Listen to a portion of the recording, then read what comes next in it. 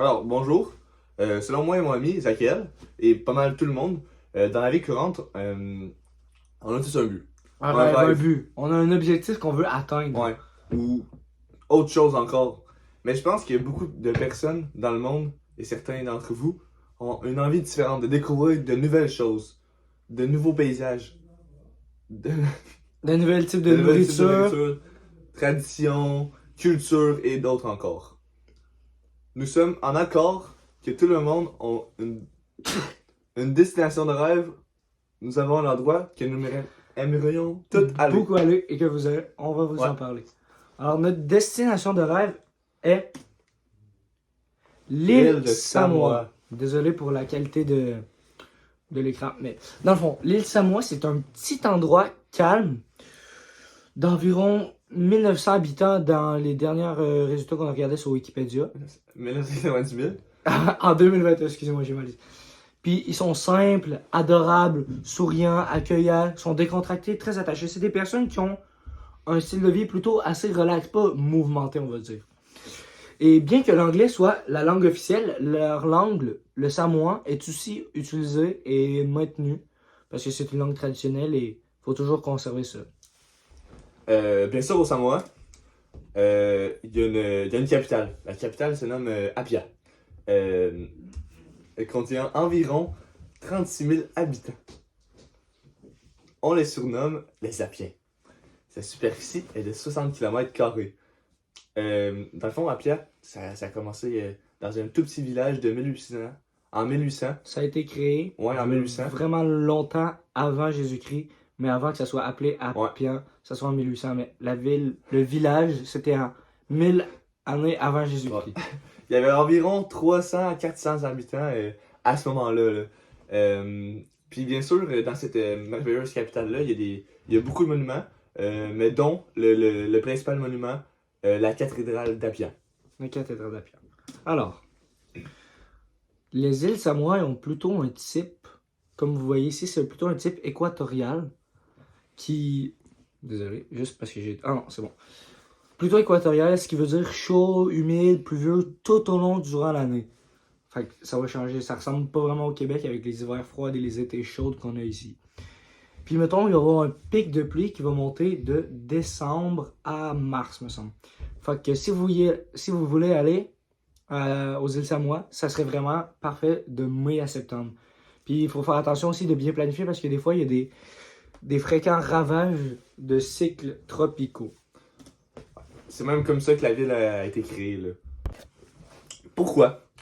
Nous avons choisi cet endroit comme destination de rêve à cause de ces beaux paysages, ces bels endroits qui nous proposent, ces belles activités, puis plus encore comme les monuments. Les gens là-bas sont merveilleux, c'est des gens très gentils. On a aussi choisi cet endroit-là parce que ça change d'habitude. C'est pas comme si on allait à Cuba ou à New York où que tout le monde est déjà pas mal allé dans le monde. Puis aussi comme des grandes villes comme Ouais. New York, tu sais, Times Square.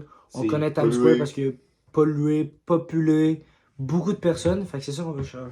On veut juste changer d'endroit, faire une nouvelle destination de rêve. Être calme. Ouais. Être calme. Être rangé du monde. Puis ouais, c'est pour ça qu'on a aussi une nouvelle expérience à vivre. C'est donc pour cela on a pris cette destination comme destination de rêve. Tu peux continuer.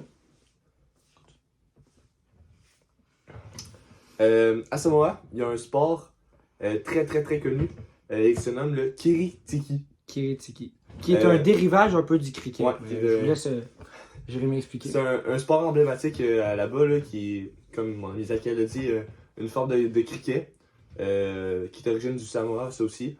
C'est le sport original du Samoa, là, le Kirikiti. Il se joue dans plusieurs autres pays, comme la Nouvelle-Zélande. Pas mal juste ça comme pays aussi. Ouais.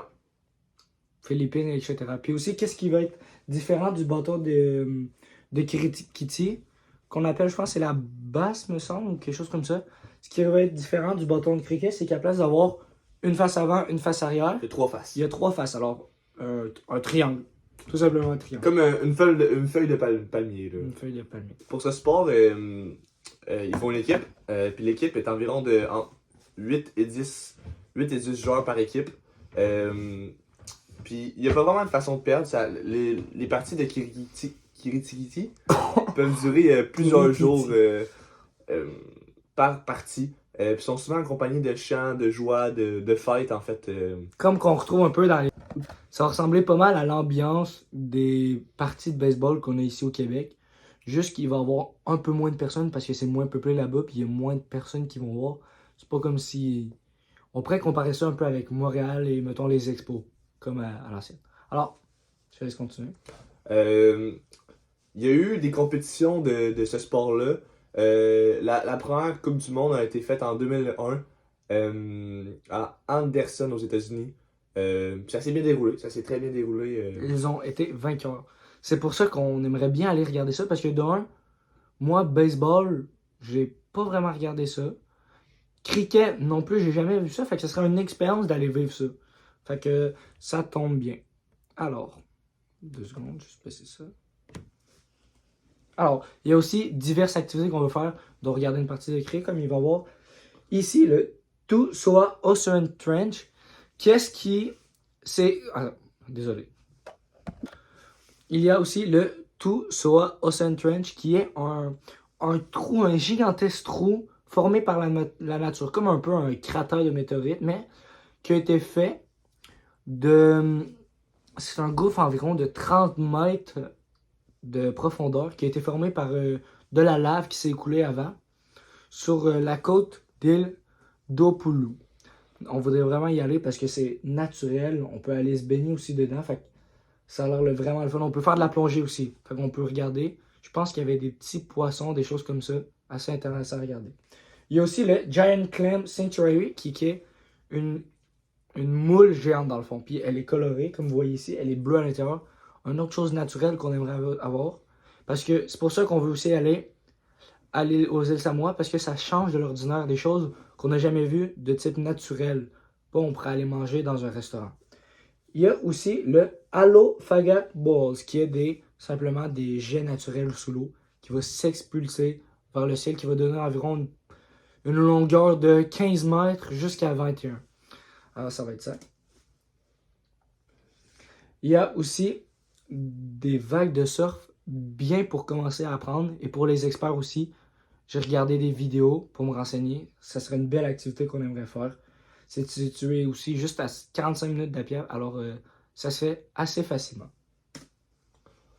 En conclusion, on a vraiment choisi cette destination de rêve probablement pour Son côté naturel. son côté paradisiaque aussi, son côté vraiment que ça change de la vie de tous les jours. Ouais.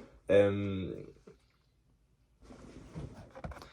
C'est pour ça aussi qu'on a choisi beaucoup des activités qui se rapprochent du type naturel avec la terre, comme le surf qui va être vraiment avec la vague, tu sais. La vague, pas quelqu'un qui a créé la vague comme dans un centre ou peu importe, comme aussi la moule, le trou, les jets d'eau, tout naturel, c'est ça aussi que j'aime. Fait que c'est pas mal ça. Merci de nous avoir écoutés. Merci d'avoir écouté.